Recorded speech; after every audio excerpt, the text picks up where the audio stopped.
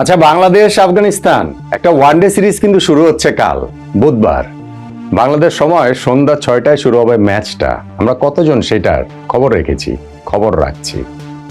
হ্যাঁ, আফগানিস্তানের বিপক্ষে টি-20 সিরিজের হ্যাংওভারটা আমাদের এখনো কাটেনি। এটা একটা কারণ।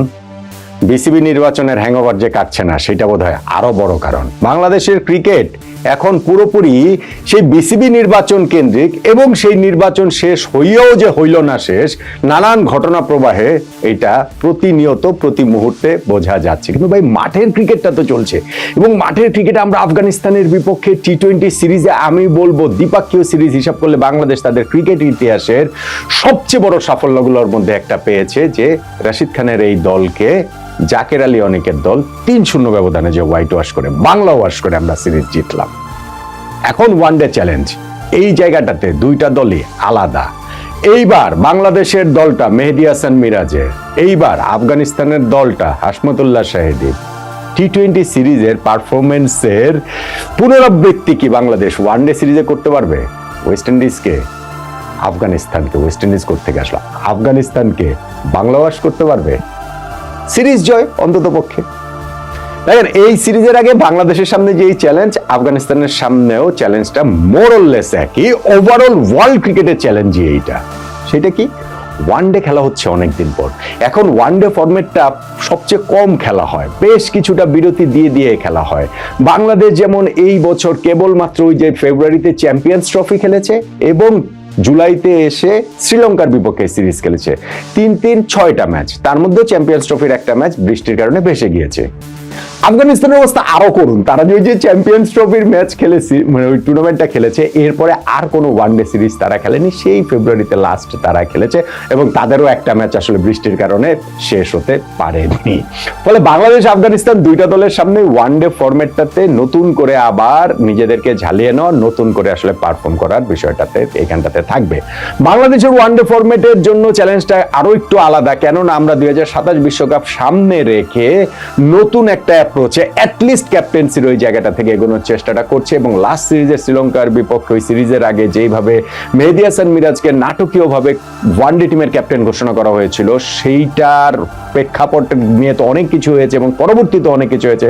নাজমুল হোসেন শান্ত পরবর্তীতে তিনি টেস্ট ক্যাপ্টেন্সিও ছেড়ে দিয়েছেন। ফলে মিরাজের যে দলটা, সেই দলটা 2027 মাথায় রেখেই তো সেই জিনিসটা করা হচ্ছে বা তৈরি করা হবে। মিরাজের জন্য কিন্তু এটা একটা বড় চ্যালেঞ্জ হবে, এবং শ্রীলঙ্কার বিপক্ষে প্রথম সিরিজে সেই চ্যালেঞ্জে কিন্তু বাংলাদেশ জয়ী হতে পারেনি।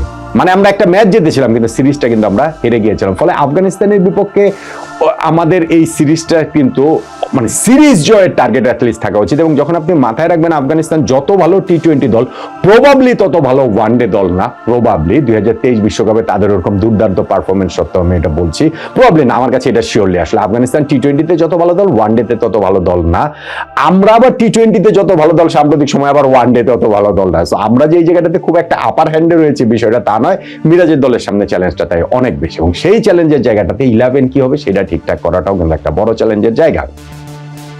দেখুন, ওপেনিং এ সাইফ হাসানকে দিয়ে ওয়ানডে ডেবু করানো হবে, এটা এক্সপেক্টেড। টি-20তে তিনি যেভাবে পারফর্ম করেছেন, তার যে রাজস্বিক কামব্যাকটা হয়েছে, সেইটা এশিয়া কাপ বলেন, তারপরে এই যে আফগানিস্তানের বিপক্ষে সিরিজের লাস্ট ম্যাচটা বলেন, ফলে ওয়ানডেতে যে সাইফের এই টি-20 ধারাবাহিকতায় ডেবু হয়ে যাচ্ছে, সেটা মোটামুটি নিশ্চিত। তার সঙ্গেও তানজিদ হাসান তামিম হবেন। সো নাইম শেখকে আমার মনে হয় না যে এখনো ওয়ানডে ম্যাচ এই অটলি সিরিজের ফার্স্ট ম্যাচটাতে এটা টিম ম্যানেজমেন্ট দিতে পারবে।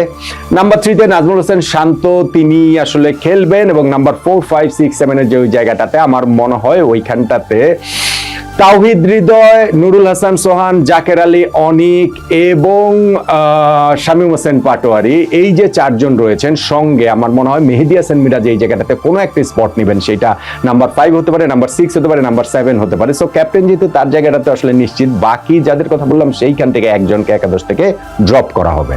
জাকের আলী অনিককে কি ড্রপ করা হবে? তার টি-20তে সাম্প্রতিক যে পারফরমেন্স, সেটা বিবেচনায় যদি রাখি, তাহলে তো তাকে ড্রপ করা হতেই পারে। কিন্তু ওয়ানডে ফরম্যাটে তিনি যে খেলেছেন এই বছর, সেই বছরটাতে কিন্তু চ্যাম্পিয়ন্স ট্রফি বলেন, শ্রীলঙ্কার বিপক্ষে সিরিজ বলেন, তিনি ভালো খেলেছেন আমার কাছে। এবং অবভিয়াসলি সালাউদ্দিন ফ্যাক্টরও তো রয়েছে। আমার কাছে মনে হয় না জাকের আলীকে এখান থেকে 11 থেকে ড্রপ করা হবে। শামীম পাটোয়ারি শ্রীলঙ্কার বিপক্ষে সিরিজে লিটন দাসের জায়গায় একাদশে এসে যে ইম্প্যাক্টটা রেখেছেন, সেই ক্ষেত্রে তাকে ড্রপ করাটাও কঠিন। তাহলে একাদশের তাওহিদ হৃদয় তিনি অবভিয়াসলি আমার ধারণা হচ্ছে গিয়ে এই জ্বর থেকে সেরে উঠছে এবং তিনি হচ্ছে গিয়ে এই ওয়ানডেটাতে তিনি খেলবেন। সো আমার কাছে মনে হয় মেহেদী হাসান মিরাজ ক্যাপ্টেন তিনি তো খেলবেনই, আমার কাছে মনে হয় নুরুল হাসান সোহানকে প্রথম ম্যাচটাতে অন্ততপক্ষে একাদশে আমি দেখতে পাচ্ছি না।